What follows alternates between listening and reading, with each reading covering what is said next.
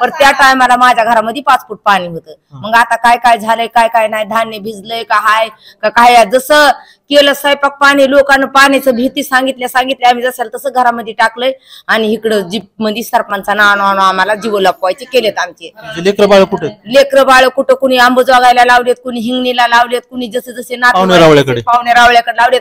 जे काही धटमन करून जे माणसं राहिलेलं होतात तर हे इथं आम्हाला सरपंचानं आणून घातलंय. शेतामध्ये काय आम्हाला शेती नाही, आम्ही आहेत करून खाणार. पर शेतकऱ्याचे पर भरपूर नुकसान झालेली आहे आमच्या इथं, लय नुकसान. म्हणजे आम्हाला सुद्धा आता उद्या काम करायला सुद्धा कापस म्हणून कापस गेले, सोयाबीन गेल्यात, समजा आलेलं धान्य गेले, आम्हाला सुद्धा आता कामाला कुठं जायला अशी हे नाही.